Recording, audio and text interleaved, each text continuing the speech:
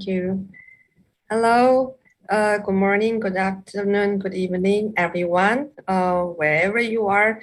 Very warm welcome to today's technical session on nature-based solutions and integrated perspectives. First, let me just introduce myself. My name is Jay Bai. I'm an urban development specialist from East Asia Department of ADB. I worked on water sector project in China and Mongolia. And in related to nature-based solution, I worked on Sponge City projects and some knowledge product and PRC. So I'm personally very looking forward to today's discussion. Today, the key questions of our session is how might we improve water security and the resilience outcomes through nature-based solutions and integrated approaches. As we all know that natural-based solutions now is become very welcome approach because it not only help us to address the water security and the resilience issue, it also brings along other eco and health values and benefits. But how to scale up and mainstream this approach? We need not only to look at the technical aspect, but also the whole comprehensive ecosystem, including the policy framework, the institutional setup and coordination, and also social society engagement. And the most importantly, how does this approach integrated and synergize with other technical solutions such as green infrastructure? So today, we are honored to have 5 speakers to share their practices and insights from different aspects, as mentioned, and from different parts of the world. And before we get started, I want to spend 1 minute to acknowledge the young water professional reporter reporting on this session, who is Sambhavi Notia, intern from Indian Institute of Technology. Thank you very much for your support to this session. So today, each of our guest speakers will have 10 minutes for their presentation. And we are going to have a Q&A session after all the presentations are completed. But if you have any questions during the presentation, please feel free to post your questions in the Q&A panel on the right-hand side of your screen, and the questions will come to me. I will cue the relevant speakers to address your questions at a later part of this session. Okay, so now without further ado, I would like to introduce our first honored guest speaker, Mr. Khairul Abdullah. Mr. Khairul is the chairperson of the Malaysia Office of Wetlands International and a member of Global Management Board of Wetlands International. And he is also a senior advisor of Network of Asia River Basin Organizations. Khairul has been involved in the field of water and the environment for the past 4 decades. He started his career in Department of Irrigation and Drainage Malaysia, where over illustrious career, he rose to become the Director General in 1997 until his retirement from public service 11 years later. He is currently the region coordinator for Wetland International's Accelerating Adaptation Through Building with Nature Asia program. And the program aims to at using nature-based solutions for climate adaptation. And today his presentation is Building with Nature. Indonesia paves the way for scaling up nature-based solutions in wider Asia. So now let's give big hand to Mr. Khairul Abdullah. Thank you. The floor is yours. Thank you, G. I'd like to share my screen. Let me just get the technicality out of the way. Okay. Thank you so much also to all the participants. I would like to share our experience on building with nature. And building with nature is a falls under the category of nature-based solutions. The guiding principle for us is we want to work with nature and not against it. And we need to understand the natural processes and incorporate this as part of the solution. So let me give you an example of the problem of coastal erosion. Many countries in Asia, we suffer from coastal erosion, and this takes place during storms when the waves are strong and the waves would erode the coastline and take the sediment out into the sea. But after the storm, we have, during high tides, the tides bring back some of these sediments. The problem we face is when we have a prolonged period of erosion, then what we do is we tend to build concrete structures to stop the erosion. So these structures bear the full force against the waves, and it's very effective in stopping the erosion. But unfortunately, after the storm, the structures prevent the tides from bringing back these sediments. So what we do in Building with Nature is we look at how nature deals with this problem. And for example, mangroves, their roots are such that during storms, they do break up some of the storm forces. And after the storm, they do allow sediments to come back. So for Building with Nature, we have been using permeable structures which tries to mimic the actions of mangroves. This is not something new. It has been discussed and started in the Netherlands some 2 decades ago. And we do have a number of success in projects using Building with Nature. I'd like to share with you a project that we are doing in Indonesia in a place called Demak, near the port of Semarang in Java Island in Indonesia. And in this project, we were looking at how to recover back 20 kilometers of coastline, how to restore back about 120 hectares of mangroves, which has been eroded, and how do we bring benefits back and the local community of about 10,000 people. And as a result of our project, we were able to increase the income of the local community up to 3 times. And it has won a number of awards for what we are doing. Essentially, in Building with Nature, we look at what helps in the process, and we call these enablers. So the first enabler is we need to look at technology, we need to understand the natural processes. Secondly, we work on a multi-stakeholder approach. Thirdly, we need to monitor, we need to do maintenance of what we have put in. Then we need to look back at how do we incorporate institutions into the process. And nowadays, we always have to build up a business case before we can do any project. And of course, there's a need for capacity building.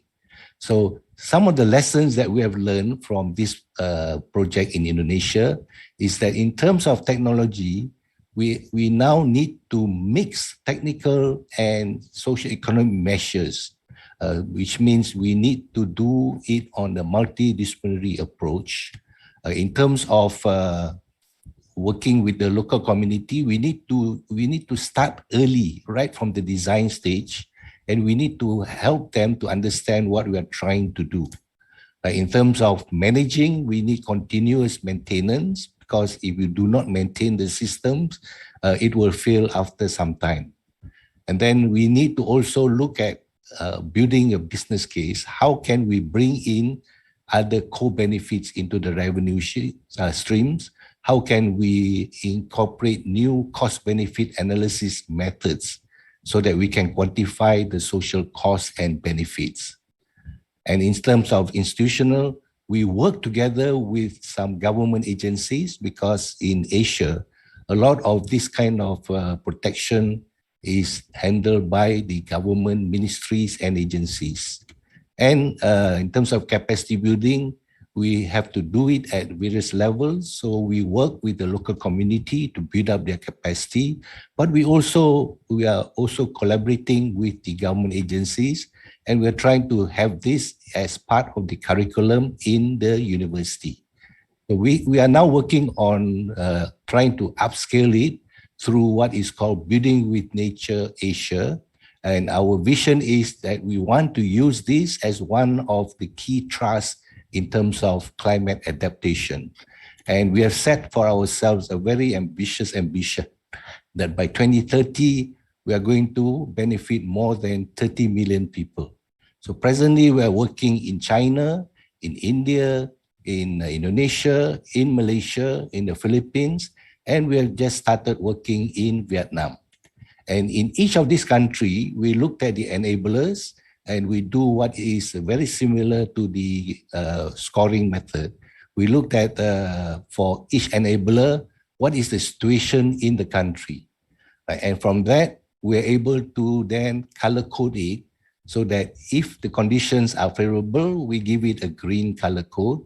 If there are challenges, then we put a red color code. Right? And from all of this, we then have come out with a flow chart on how we can successfully adopt building with nature. We start by defining the problem, look at what problem is it that we want to solve. Then we will work out a feasibility study. In this study, we will also look at how can I value the ecosystem services to support the business case. And I need to look at what other resources are needed. And of course, we have to work with the system, each system in each country. And what we do is we start by doing it at pilot scale. We do a pilot project, we monitor, we learn as we do it. And then from that, we upscale it to other areas. And ultimately, we would need to review back what we have done. And we need to answer the question, did we solve the problem that we defined in the first step? Right. So essentially, what we have is, we have a platform called Building with Nature Asia. This is a digital platform. And in this platform, we put onto the platform the knowledge that we have gained, the experiences, good or bad. We use this as part of building the capacity in the countries.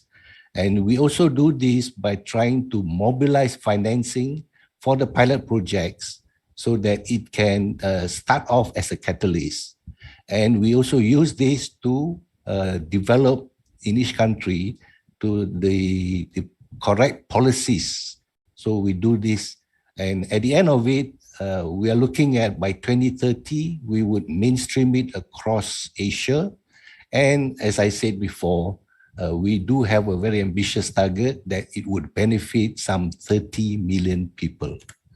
Right. So if you need more information, you can contact me. I've got my email address here.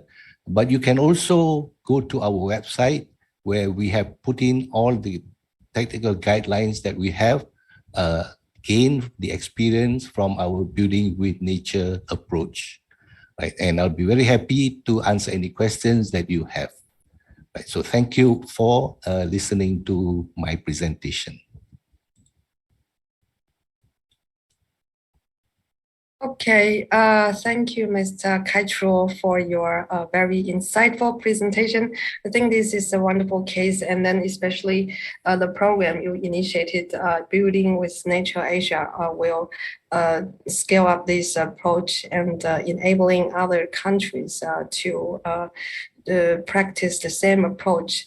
Yeah, I think later on we can have maybe more discussion on this and how to collaborate under this initiative. So I would just encourage the audience to, if you have any questions on the first presentation, please do post your questions in our Q&A panel. Okay, so with this, and I would like to introduce our second speaker, which is who is Ms. Manusha Shok Yan. Manusha Shok is a co-founder and director of Sponge Collaboratives, an interdisciplinary strategic planning and design firm that focuses on nature-based solutions, integrated blue-green infrastructure, sustainable mobility, inclusive housing, and vibrant public spaces to help build resilient cities. And she is an architect and urban designer who has recently been featured on Forbes magazine's 30 Under 30 Young Leaders for 2022. Since 2012, she has actively worked on a wide range of design projects around the world, such as Boston, Singapore, Mumbai, Bangalore, France, and Croatia. And she received her master in architecture and urban design from Pratt Institute in New York City and a bachelor in architecture from SAP Anna University in China. Okay, so now let's welcome Ms. Manoj to give us the presentation on mainstreaming sponge city approach through strategic planning in India. Now the floor is yours, Manoj. Thank you, Jay. Hello and good morning, everyone. It's a pleasure to be a part of Asia Water Forum. So I'll just jump right in. At Sponge Collaborative, our main objective is to mainstream nature-based solutions to promote climate resilience, especially in India, where climate change is affecting our environment more and more with frequent floods, droughts, and heat waves. This is due to rapid and unplanned urbanization, outdated and unregulated public infrastructure. Now, we're called the Sponge Collaborative because we promote the Sponge City approach. We're trying to address the issues of climate change by looking at the regional or basin scale to manage resources, ecology, hydrology, and infrastructure systems by taking the strategic basin planning approach and focusing on water-sensitive urban design, and also by mainstreaming blue-green infrastructure planning and its implementation in Indian cities through precinct level or site-specific scale. Now, the four key principles in this approach are protect, restore, enhance, and construct. Existing natural systems, or what we refer to as sponge landscapes, fulfill the functions of delay, store, and release at no cost. Therefore, the protection of sponge landscapes is the first and most important sponge principle. Next is to restore the ecological functions of the degraded or polluted landscapes and try to enhance the coastal, riparian, and wetland ecosystems with hybrid infrastructure. And within the built urban fabric, we can propose constructed sponge infrastructures that could replicate the conditions of natural ground cover along the streets, within open spaces, and atop or around buildings. So how are we doing this?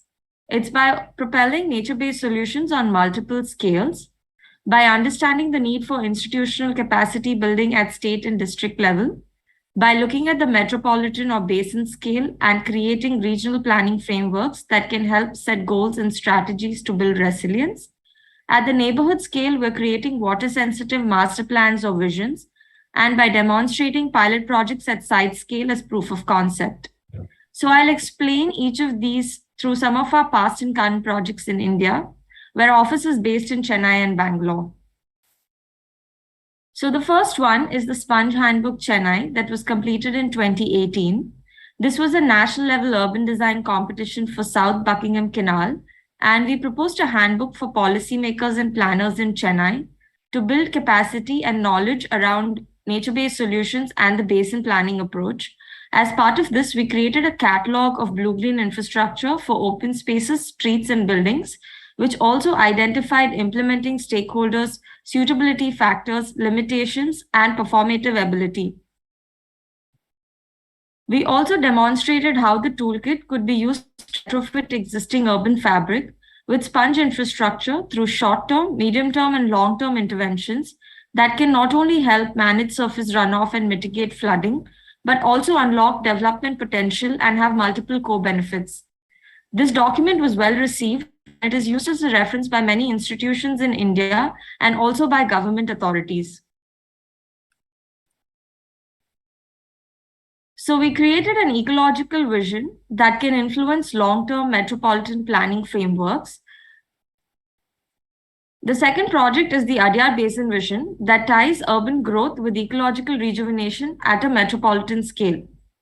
Adyar River is one of the most urbanized and significant rivers in Chennai that experiences flooding, sewage discharge, and encroachment. So we created an ecological vision that can influence long-term metropolitan planning frameworks and identify short or medium-term strategic pilot projects through multi-sectorial lenses. In this project, we propose the river as an ecological corridor for connecting blue-green systems and biodiversity, as a connecting tool and as a source of cultural identity for communities, as a critical infrastructure with a riparian and resilient edge, as a spatial system of parks and trails along the river for recreation and well-being, and as an essential corridor for strategic sustainable development. So we prepared visions to demonstrate how the pilot projects under each of these themes could come together and transform Adya River into a very resilient and water-sensitive urbanization tool. Now, the third project is a precinct-level sponge framework for the Mulassery Canal in Kochi. It is about 1.3 kilometers long, and they face issues of intense flooding during monsoon. The neighborhood also lacks stormwater infrastructure and solid waste management.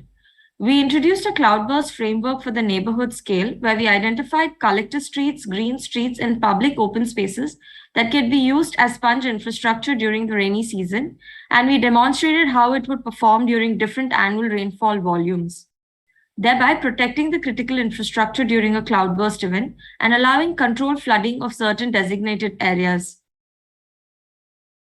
As a part of the same project, we also prepared detailed project reports by identifying 2 pilot sites. The Kochi Municipal Corporation Park is a publicly owned, underutilized open space along the canal, and we demonstrated how it can be transformed into a sponge park with great public infrastructure by integrating flood management strategies with community spaces and enhancing local livelihood. For the MG Road, which is one of the main arterial streets in the city that lacks basic infrastructure and is unsafe for women and children, we identified this as a collector street and proposed a sustainable mobility project that integrates rain gardens, bioswales, vendor zones, seaters, pavilions, and street lights, which could transform it into a great boulevard. Both these projects are approved by the High Court and await implementation. Today, Chennai is among India's most climate vulnerable cities, facing increasing environmental risks. Therefore, creating community education and awareness on climate change, the significance of critical regional landscapes, and climate adaptation measures is very essential. As part of our Spun City approach in Chennai, we are currently engaged with the Chennai Metropolitan Development Authority to prepare a DPR for the Kilambakam Mofussil bus terminal. This is a 16-acre climate interpretation park that will demonstrate the importance of regional landscapes and blue-green infrastructure to address climate change in Chennai. Visitors will also get an overview of Chennai's geological history while walking through native ecologies and learn about them through signages and an interpretation center. All the regional and metropolitan planning projects are quite large in scale and have multiple stakeholders and hence are complex. And they take a lot of time to get implemented.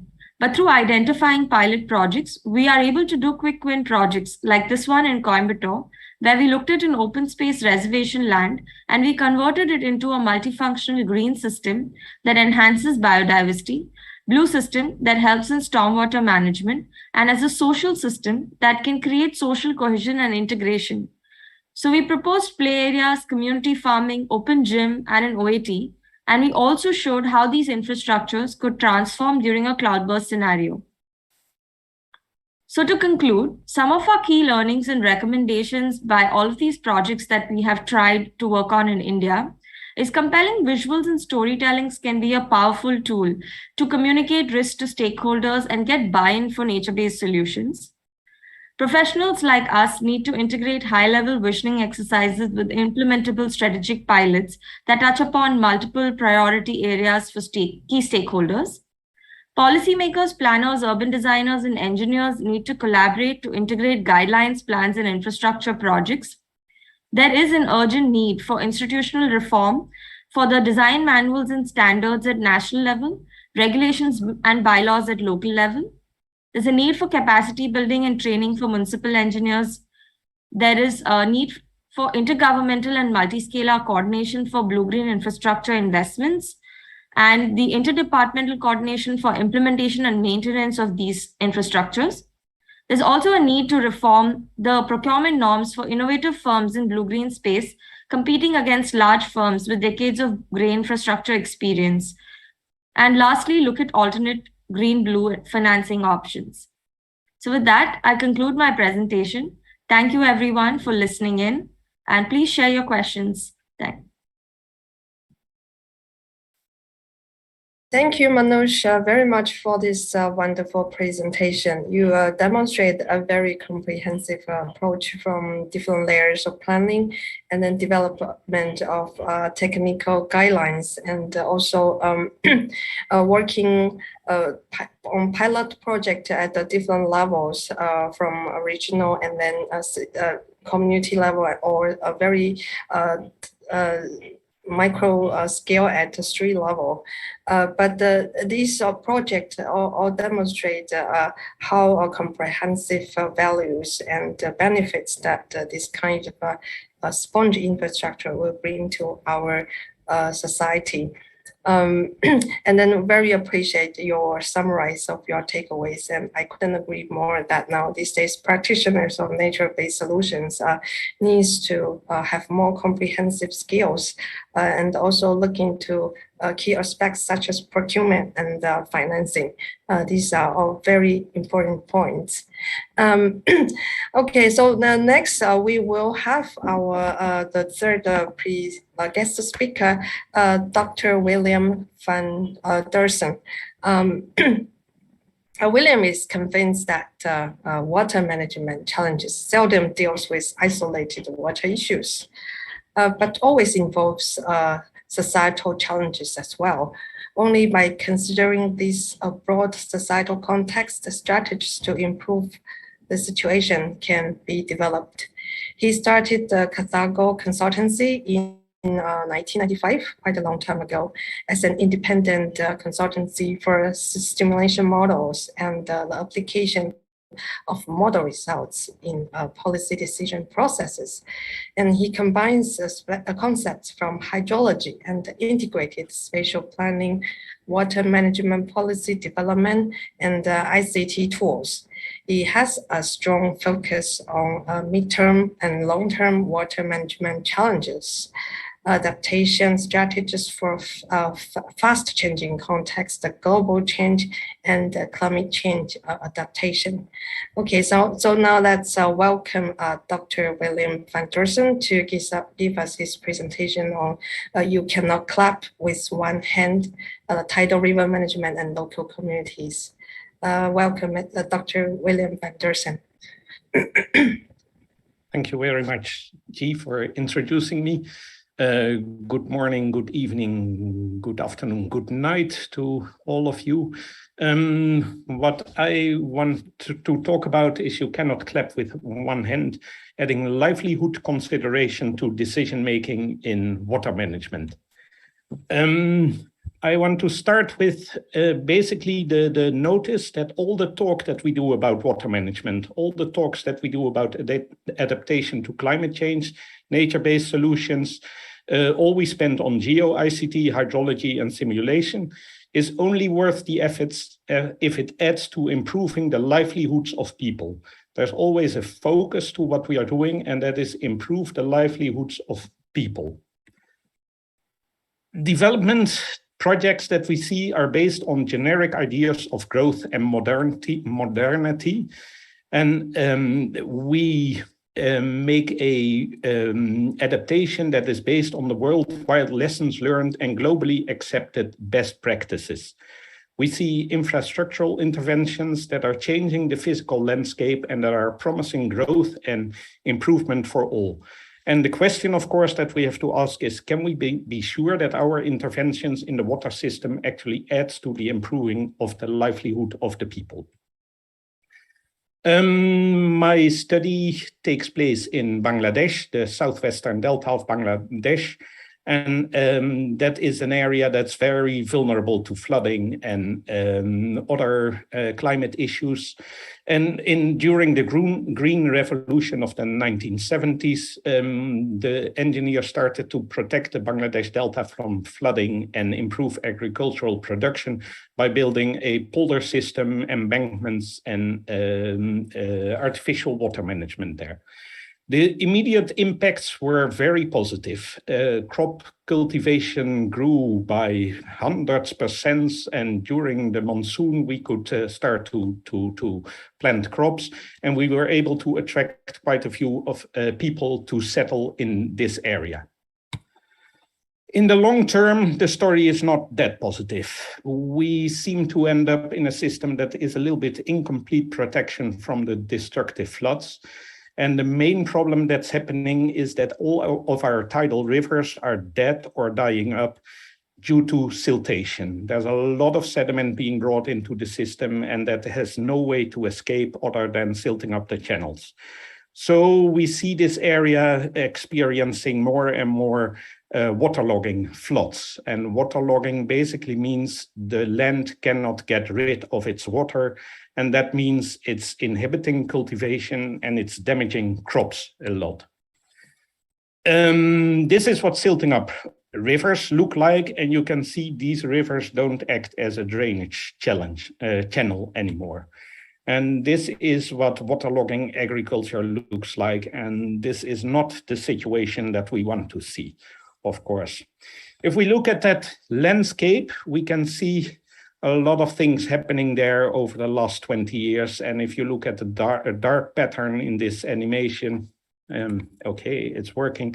You can see that the dark areas are growing and growing over time, and that means we have more and more waterlogging problems in this system. There's alternative strategies for dealing with the waterlogging, and the dominant perspective from the water experts seems to be large-scale dredging to lower the riverbed, and we fairly well understand the physical processes there. And we see if we start doing large-scale dredging, we end up with large destruction of landscape. And the lifetime of this kind of solutions is quite limited because there is this whole tidal influx of sediments, and the tide is pushing in sediments into this system. So once we start dredging, it means we have to start dredge, and we have to continue dredging forever. There's an alternative perspective from the local communities, and that is called tidal river management. And basically it means give the tidal water more room to flow into and out of the system. And if we do that, we create a much larger flux through the rivers through the tidal rivers of our system. And this larger flux will make sure that the rivers don't silt up. Physical processes are, again, fairly well understood, but there is a very unbalanced loss and gain of livelihoods. Some of the people will gain from it. The people downstream will gain from this intervention, but the people in the area, in Kederia, the polder that is being sacrificed to tidal river management, definitely bear all the losses here. We don't seem to find mechanisms to balance these gains and losses through the system. Let's look at some of the people living in that area. And the first person I want to introduce to you is Abdul. He's educated and humble. He is, and now I have a problem because he's the union leader of the local Ansar team. That means he plays an important role in the local community. And Abdul said that he went as far upstream as to the Indian border to find out why the Kobadak River, his main river, has lost its prowess. So he remembers the river being a very proud river, and that's not anymore. What's the case there? He is strongly in favor of the tidal river management. So this guy is definitely for the local solution of that. Let's introduce Mr. Corset. He's a carpenter and a farmer.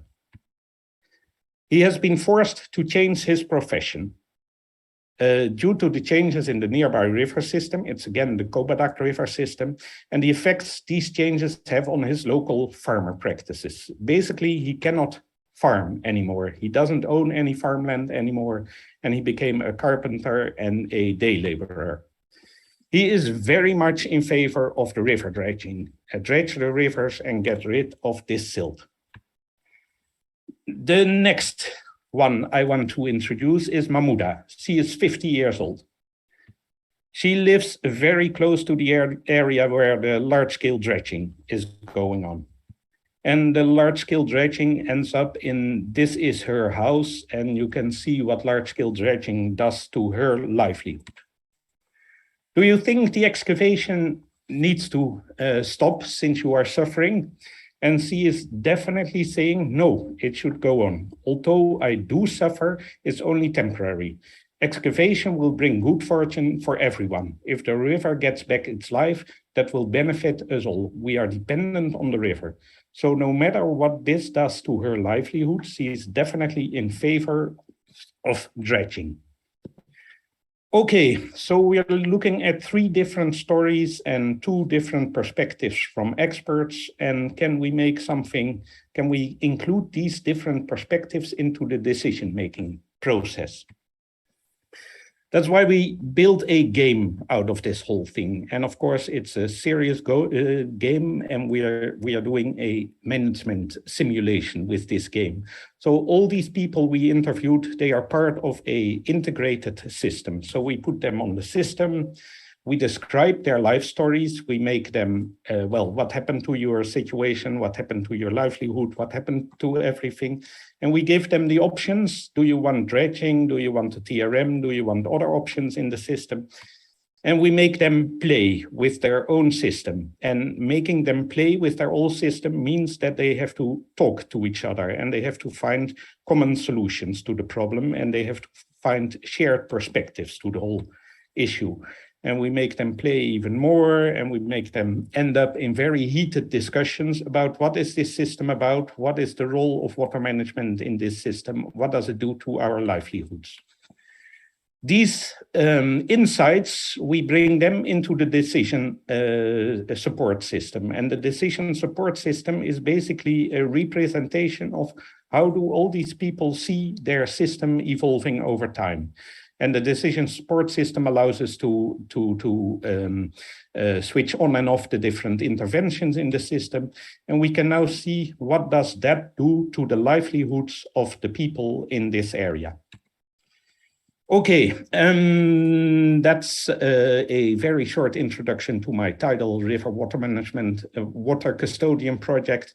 I'm not alone in this project, of course. Here's a list of the people who were in my team. And I want to thank the people of the Southwest Delta of Bangladesh very, very much for their support to this system. And I want to end my presentation with a few take-home questions. We are seeing stories of the rivers. We are seeing mental models of 16 people living in this area. They are living in upstream, downstream, close to the river, far away from the system. And the location within the water system very much matters for how they look at their system. Within the local communities, we see a lot of conflicts and a lot of disagreement. But even in the expert communities, we see a lot of disagreement and conflicts. What is happening in this system? How do we control this kind of systems? So that brings us to a few considerations. Are we looking at generic global solutions, or do we need to start looking at a very diverse, very wide range of local coping and adaptation strategies? So is it a one-size-fits-all, or is it let's say the local specifications of what we need to do? One-size-fits-all versus a process that is not a silver bullet and that is very much focused on the local situation. We are talking about the difference between expertise, what us professionals bring into the world, into this situations, versus the experience of the local people that have been living through this area and that know how this system works and know what it does to their situation. We are looking at a climate change problem that is global, and we are looking very much at adaptation that is very local and very site-specific. And what does the climate change tell us about this adaptation that needs to go on? What is this local adaptation telling us about how can we fight the climate change as a global issue? We're looking at issues like, is adaptation a scientific concept, or is local adaptation a local coping mechanism that the people in these areas know how to deal with it and has been adapting for 2000 years? Can we address these challenges by focusing only on water, or do we need a broader perspective? Can the scientific community provide best practices guidelines to local people, or are the local people providing us best practices guidelines to understand what adaptation really is about? Can we use just one local global perspective on how we look at these very localized issues? And do we need to make many more perspectives part of our decision-making process? Thank you very much for your attention. I hope it is a little bit food for thought for you, and we'll get back to the discussions and the questions. Thank you very much. Thank you, Dr. Van Dorsen, to bring in this very important perspective of local people's livelihood, and also the courage to review the challenges in long-term sustainability. I think each individual in this water basin should be being carefully looking after, and this is a really comprehensive and very long-term processes. We benefit a lot from your questions and these provoking some thinkings behind this. Thank you again. And then now next I would like to introduce our fourth speaker. I believe I'm hearing the echo of myself. Could someone please take care of that? Yeah, our fourth speaker is Dr. Jasper Dijkstra, and his presentation will be tools for design and assessment of resilient mangrove coast and other nature-based solutions. Jasper is a hydrologic engineer with a keen interest in interaction between hydrodynamics, morphology, and biology in all kinds of environment. At Deltares, Jasper is involved in more practical application related to nature-based solutions, as well as basic research on eco-hydrological and biogeomorphology. In example, the latest instance of EU Hybrid Lab project, he oversees the implementation of a capability for vegetation-related modeling in Deltares software. And examples for practical applications are various applied research projects on how natural process modify the environment, the assessment of human impacts on morphology and the ecology. Because Dr. Jasper Dijkstra is not available, so we have the recording of his presentation play. Okay, now let's watch the video. Thank you.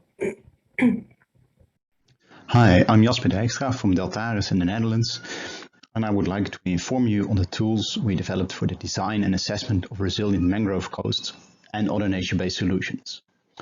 And while I'm giving this presentation, I do that on behalf of colleagues and collaborators that contributed to the development of these tools, such as Sebrian Beseliputra from IHE Delft and Brawijaya University in Indonesia, Pim Willemsen from Deltares and Twente University, Uwe West from Deltares and IHE Delft, and Bob Smits.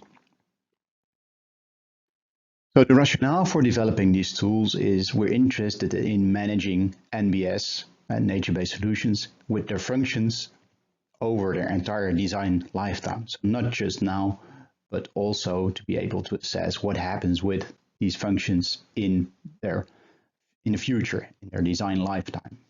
So the functions, as you all aware, are typically flood risk reduction, food provisioning, habitat creation, recycling, nutrients, carbon sequestration.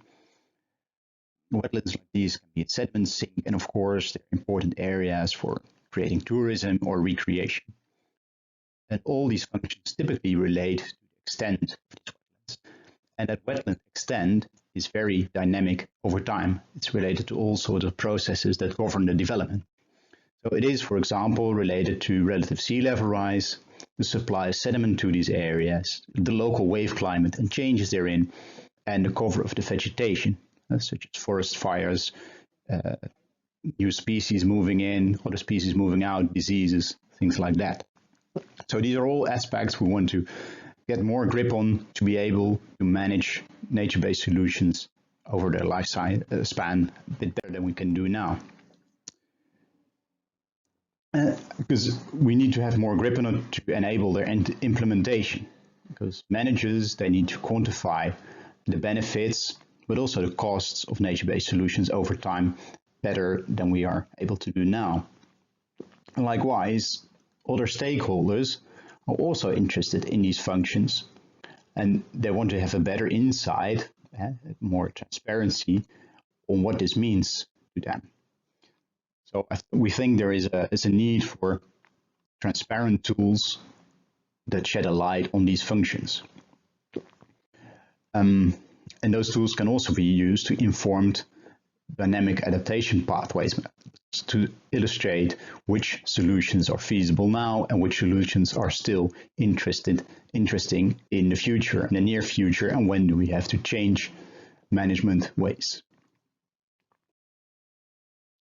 So to be able to do that, we developed a process-based approach. And why a process-based approach? Well, to quantify this spatial wetland change and the functional change, we need to address how this landscape changes over time. And that is not that straightforward, because there are a lot of biophysical feedbacks involved that govern the formation of these landscapes over the typical fairly long time scales we're looking at, like decades. That is illustrated also in this figure, where you see that the function, so the wave attenuation in the upper set panels, decreases over time. At first, the decrease is slow, but at the end, the wetland is basically drowning, and the decrease in function is rather quick. But it also depends heavily on this empirical estimate of an accretion rate. It's based on historical estimates, so it's a fairly realistic figure. But the question is also, how realistic is this in the future? And how does it relate to changes that we don't know yet? So therefore, we propose a more process-based approach that enables us to estimate things like that a lot better and related to natural and management processes. So we didn't really start from scratch. We built on a well-established process-based model for hydrodynamics and morphodynamics, Delft3D, our open source model. So Delft3D flexible mesh, and that has a lot of realistic vegetation drag options, which are required to incorporate vegetation and other nature-based solutions realistically. We expanded that with another part of open source code written in Python to simulate ecological processes such as colonization of the area, the further development, and of course mortality. And these ecological processes are governed by, for example, water levels, flow velocities, sedimentation, erosion patterns, so like that. And these give an effect on hydrodynamics and morphodynamics in the DFlow-FM model relating to landscape change over time. So this is an iterative feedback loop that runs for a couple of decades. And we applied this in this particular case to the Porong Delta. The Porong Delta is a rather unique situation with rapid expansion, and this very rapid coastal progradation is due to a large mud eruption more inland. It was very well known back in 2006 when this mud eruption started, but there's still a lot of sediment being deposited in the river, transported downstream to the estuary, and there, as you see on this right panel, there's a lot of progradation of the coast, and we're interested in assessing how that will continue.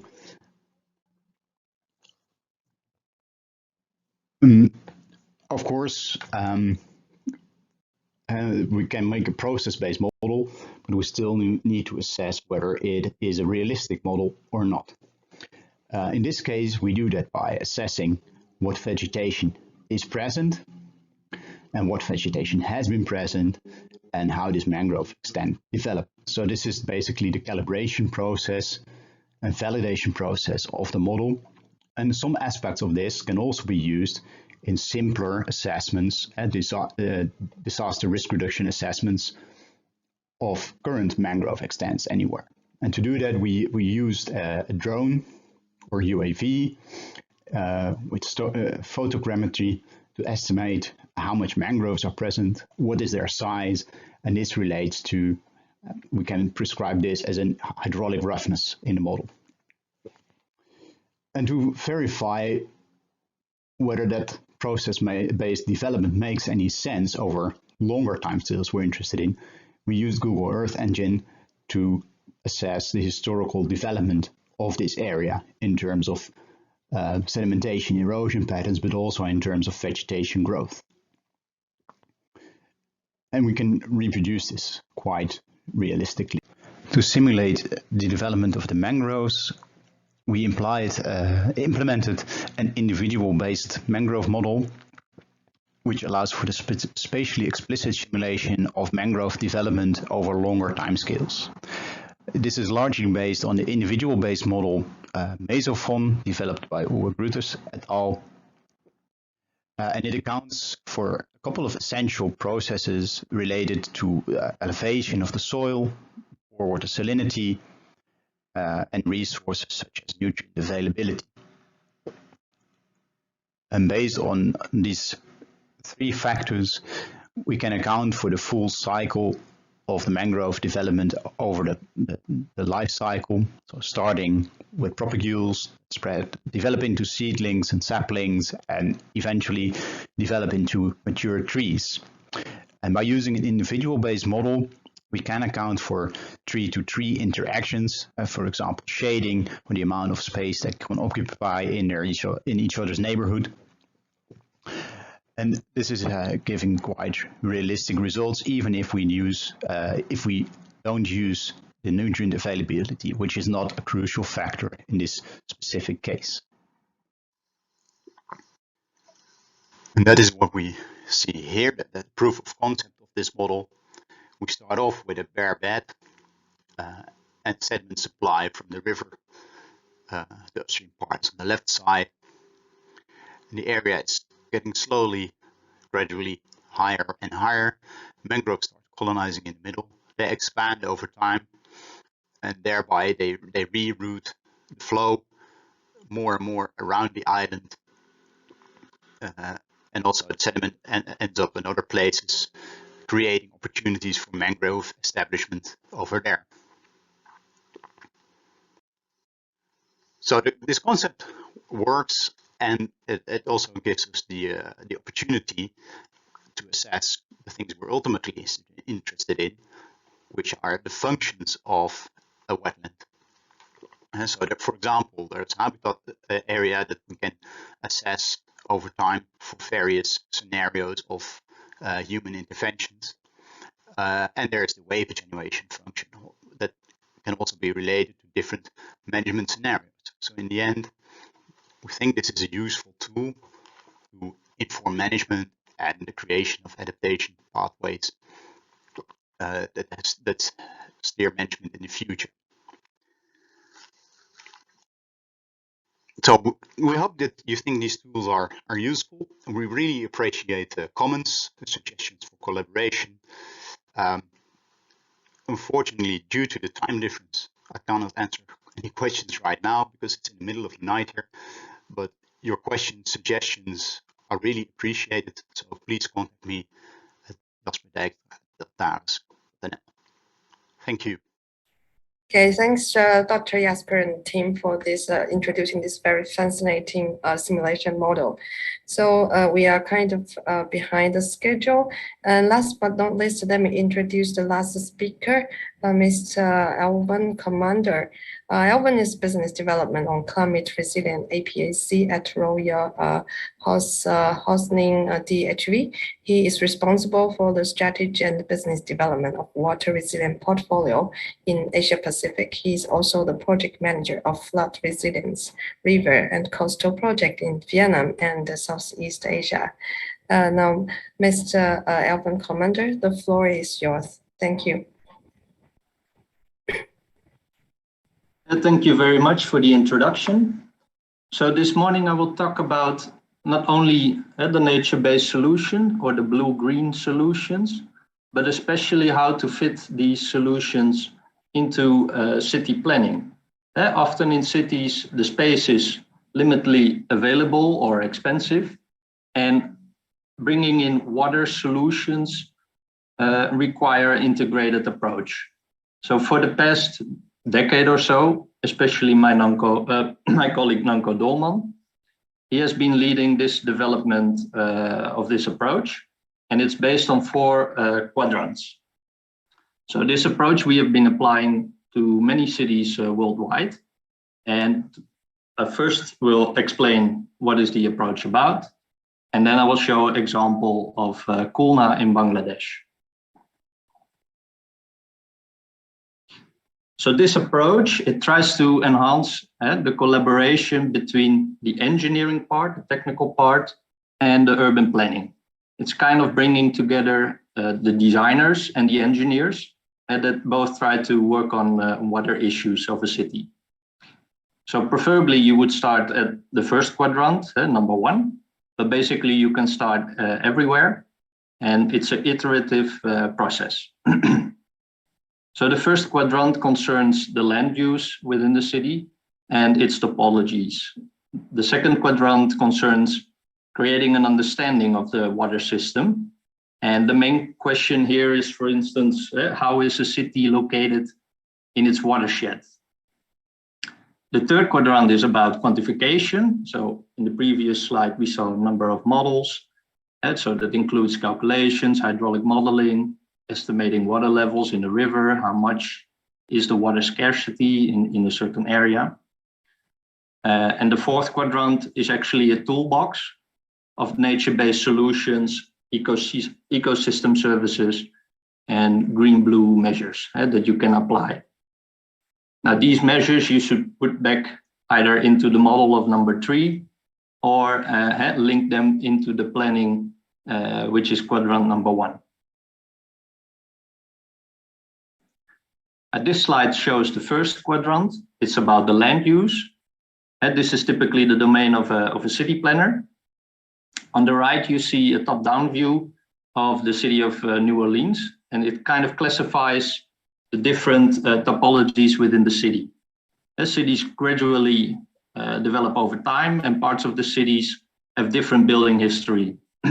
So that leads typically in hydrological terms, a different ratio of paved areas, different amount of existing green across the city. That also means different rates of infiltration and type of runoff. On the left, we see an example of the Netherlands about master planning, where we use the layer approach that consists of the road network, communication layer, subsurface activities, etc., with the occupation layer, the houses and land use on top. So this is really about the master planning, which is a lot more than only water issues. Now, the second quadrant is about understanding how the city relates to the water system. And I think we saw it also in previous presentations. So basically what we advocate within this approach is that cities should be seen or can be seen as a watershed itself, or at least a substantial part of it. So 2 examples. On the left, we see the watershed of Brisbane in Australia, showing it's located in the middle. And if you change things upstream or downstream in terms of sediment, water quality, water depths for navigation, for instance, they all have an effect on the city.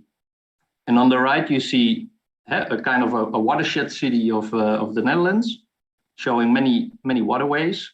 And actually, many of the original waterways, they have been either removed or adjusted by the people. Now, the third quadrant in the approach is about the calculations, like I said, but it's also about making these numbers understandable. And doing that, you try to make them visual. So this is again New Orleans, where we did a lot of work after Hurricane Katrina. And it shows the river in the thin gray line and the number of sub-catchments of the city. So each catchment, it shows the surplus of water during a 100-year pluvial event, so heavy rainfall. And every box, it shows the amount of water that does not have space in the city right now and thus causes flood. So the size of each blue box is the typical size of a very famous city, very famous square in the city. So people can relate to that, how much space is actually needed. So by doing these exercises, we try to change the water challenge into a design challenge. Now, the final quadrant is the toolbox. So there are many solutions worldwide available. So they're categorized in the left image. And on the right, we show a kind of a matrix that based on the different land use and topologies, like we classified them earlier, you see which kind of solutions are applicable. So residential areas, they require a different type of solution or would better integrate with another type of blue-green measure than in an industrial zone or in a central business district. And so this matrix includes all kinds of measures, urban wetlands, eco-roofs, rain gardens, etc. And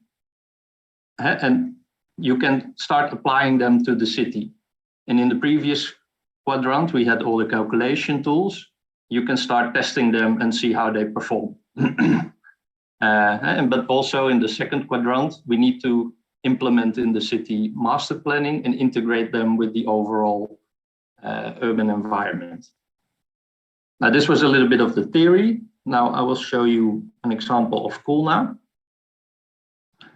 So in 2018 and 19, we worked on the case of Kulna for the Dutch government.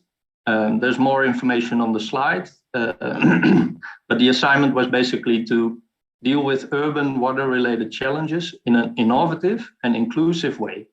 And inclusive here meant that everyone would have a safe place to live with respect to water, floods, droughts, etc. Now, for this case, I actually start showing an example of the second quadrant. So understanding the water system and how it relates to the city. On the right, and we earlier saw an example from Bangladesh, you see Kulna, the city located in the Ganges Brahmaputra Delta. And here water is basically coming from every side. So from the coast due to the tide, sea level rise, flood from the rivers, and heavy rainfall from the sky. And each of them, they drive their own flood risks. So in the top middle, you see a flood map for different flood situations. So Kulna has developed along the Rupsa River, which is shown in the thick blue line. And it has a very large river outfall canal on the west called the Mayur. And in between, there's an existing built-up area. So many original canals between these two river branches, they have been removed or have been replaced with built-up areas. This slide shows you a cross-section of the city Kulna between Mayur and the Rupsa. So in the middle, you see the larger Rupsa River, and on the left, you see the smaller outfall canal. This is at very high level, but it shows three different typologies. The rural area on the left, where new urban developments are expected, the existing area in the middle, and an industrial zone on the right. So each area, it has its own processes in terms of water management and its own challenges. And we show them in the light blue boxes. We try to identify them and try to understand them, and then present them and visualize them in images like these, so we can communicate with different type of stakeholders. Now, on this slide, the cross-section has moved to the bottom right. And above that, you see a number of calculations for different storm events, with the return period of 1 year, 10 year, 100 year. And we assessed here the performance of different blue-green measures that we can apply to the city of Poolna.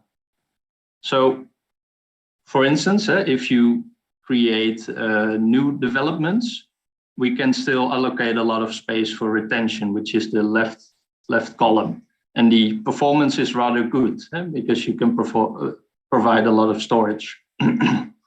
While in the existing areas, the middle column or the third column, there's limited space available, and the performance of these solutions are limited. So we also need to look into other type of solutions that can maybe increase the overall performance. Now, the picture on the left, the bird view, it shows a number of different balloons, and each color of the balloon represents a different type of measure.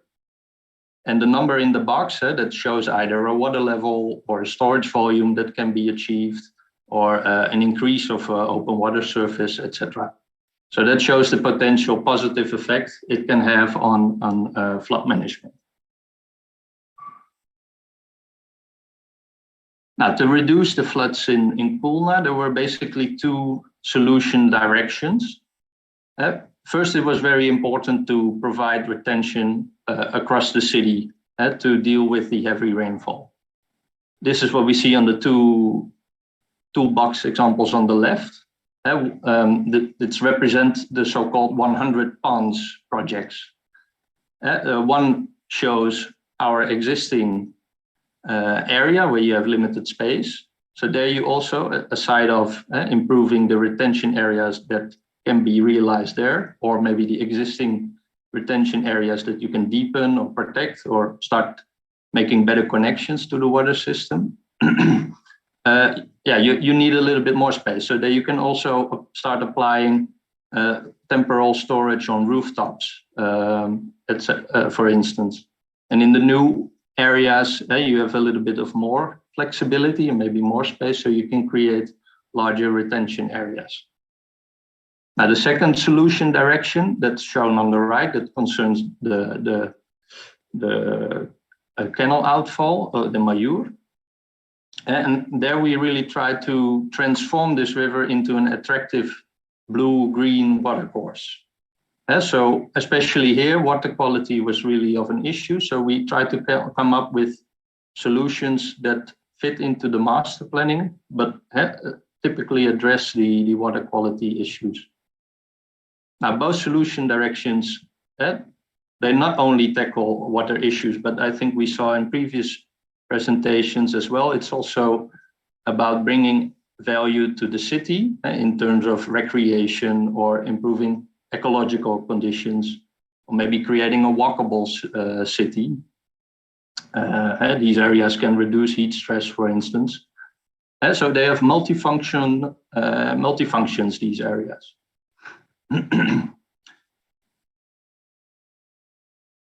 So this was a short example of the 4 quadrants approach that we have been developing. So through this approach, we really try to bring forward the water question and not only make it the issue of an engineer, but integrate it into the master planner and start discussing it with the city decision makers. Eventually, and I think that was also shown by Willem, what these solutions should actually address an improvement for the community. Now, I'm very happy to give this presentation to you this morning.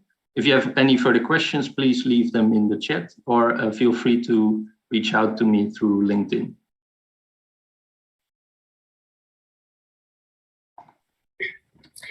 Okay, great. Elvin, thanks very much for introducing this four-quadrant approach, integrating master planning with urban design.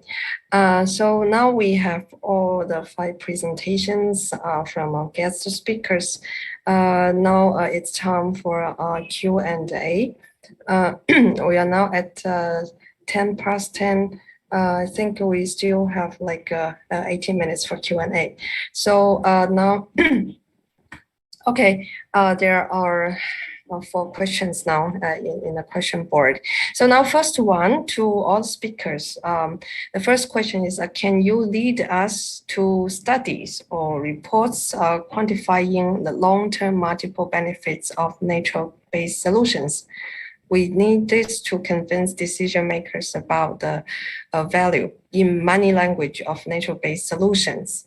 So this is the first question to all speakers. Would anyone like to pick up this question?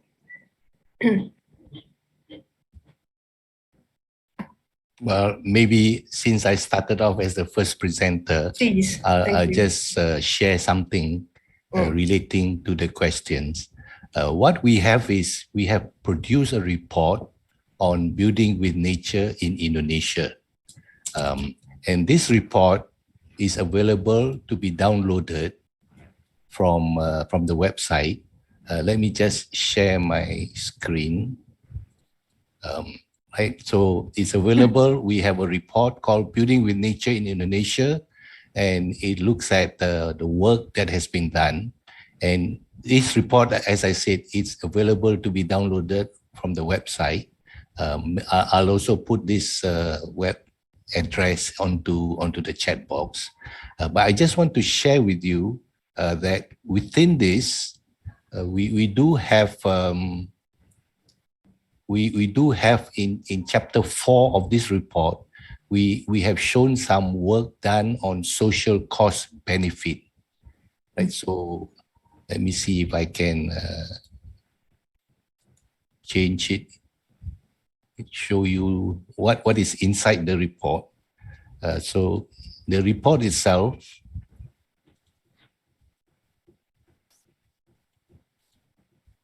right, so what we have is somewhere on chapter 4.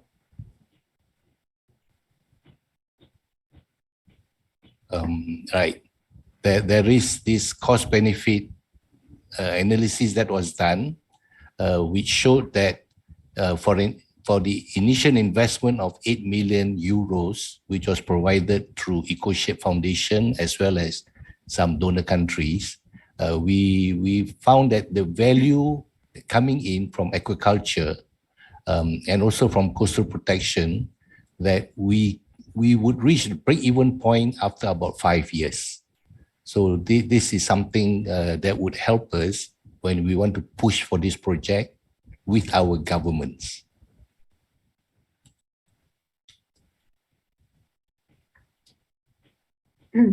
Okay, thank you very much, Mr.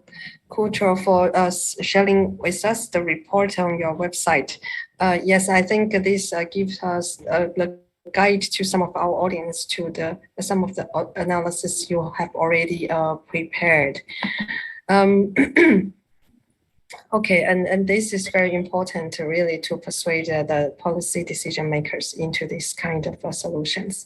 Okay, and then okay, now I'm going to invite our speakers to answer to the second question, the most liked one. Is from Wesley Piera. The nature-based solution guidelines for climate adaptation should be incorporated in the integration and the urban drainage design codes manuals, and clearly defining the integrated process. Has this happened, or how can we make this happen? This is regarding the irrigation and the urban drainage design codes. Do any of our designer or planner want to pick up? Manoj, maybe you would like to go ahead? Sure. Thanks, Jay. So I think there are a lot of reports out there, best management practices in US cities as well as in UK, For example, there is a green stormwater infrastructure planning and design manual by Philadelphia Water, and there's also a green streets handbook by EPA. Now, within India, one of the things we are propelling is there's something called the CPHEEO manual, which is what is referred for stormwater infrastructure planning. And that only briefly specifies, like gives a very short paragraph about blue-green infrastructure planning and integrating it with gray infrastructure, but doesn't elaborate anything further about it. So I think we do use all of these references from cities around and learn through best management practices how to adapt them. So there are a lot of documents actually out there which can be referred to and then regionally adapted. Thank you. Thank you for the answer and providing the information of reference that available out there. Okay, so the questions is coming up. There's a question to Alvin. Have you made any recommendations or capacity building to implement the 4 quadrant concept solutions for infrastructure project planning and management? Thanks for that question. So this approach, it kind of developed in the past 10 years within our organizations, and together with partners, we try to apply it to different master planning projects and cities that have difficulties in terms of floods and droughts. Within those projects, of course, we closely work with government institutions related to the master planning, and we had a number of activities around that. So in which you want to collaborate on the job and try to do this project together. So that cuts both ways. So at first you are working on the project together, trying to come up with the right solutions. On the other hand, you also try to work closely with the people in the city and show them and demonstrate them the tools and the process that we apply as an organization to these challenges.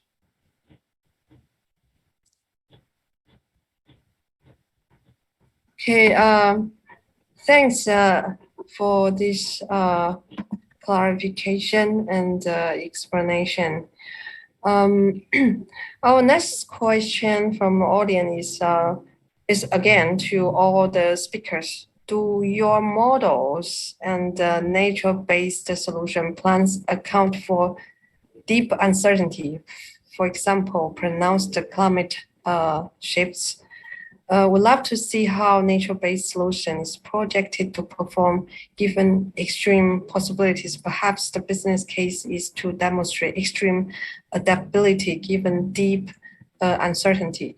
This is a very good question, how to deal with the great uncertainties in terms of climate extreme instance.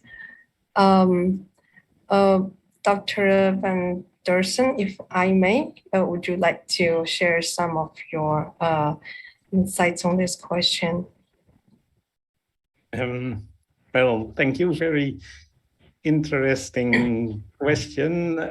What I'm promoting is look at how local people are adapting to their environments. And most of the time, local people have been in a situation in which the deep uncertainty has always been there and always is there. So what people tend to do, I think, in this kind of situations is, okay, build for yourself a risk profile and be careful that you're not taking too much risk. So again, deep uncertainty is not something from the scientific community that we invented, but it's something that is already in local adaptation and local strategies for people how to deal with this kind of things.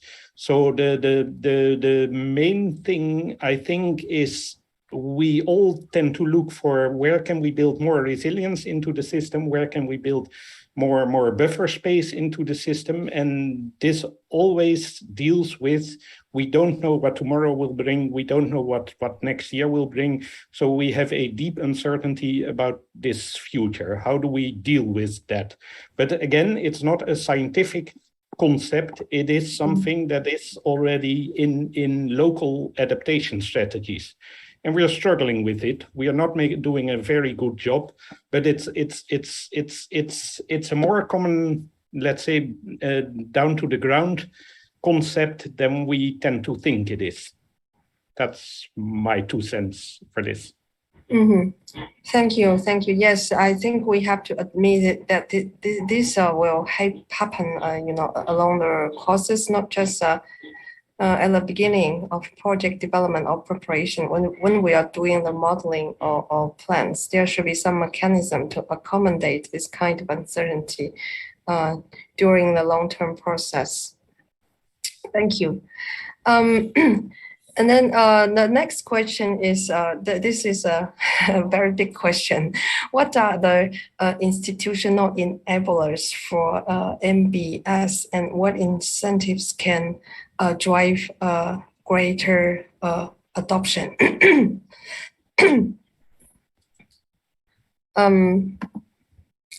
I think Mr. Quatro has been talking about the enablers of nature-based solution. Maybe you can also tap on this question on some key enablers. Yeah, for us, in fact, I showed the enablers that is part of the process for building with nature.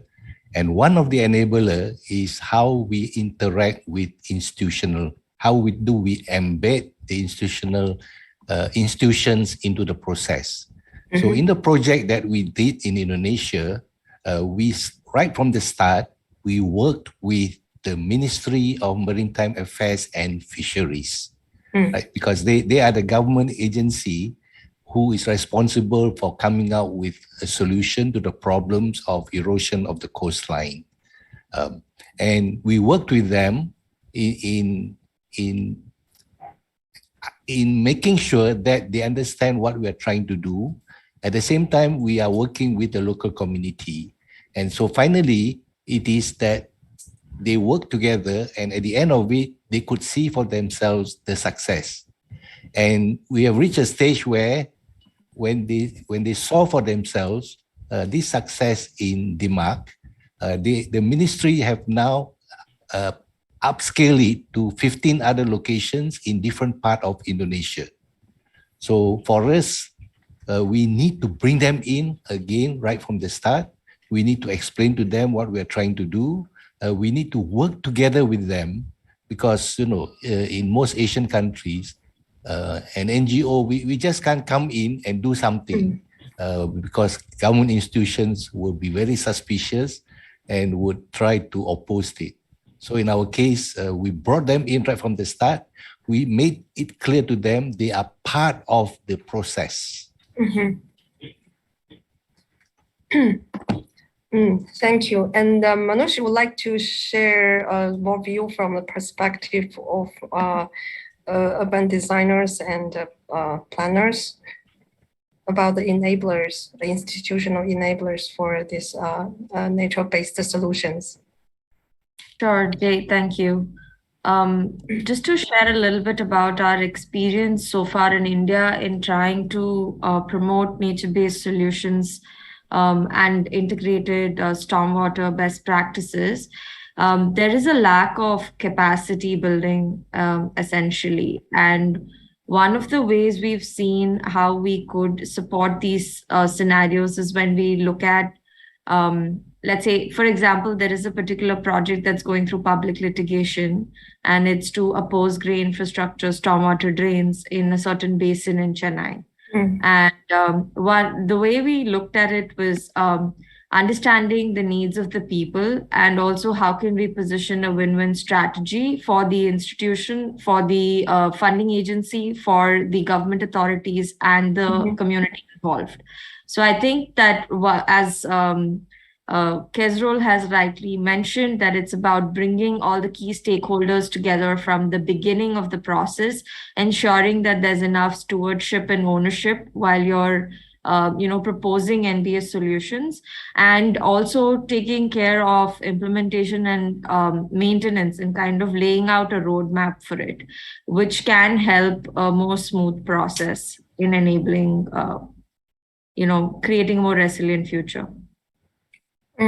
Yeah, thank you. Yeah, I think that's a very important point to have to bring all the stakeholders together at the beginning and have proper capacity building to make that all the parties are on the same page and have the same understanding on where we are, what we are targeting, and the way we are approaching. And next question is actually pretty related and specific about Alwyn's four-quadrant approach. Is that have you made any recommendations for capacity building to implement the four-quadrant concept solutions for infrastructure project planning and management?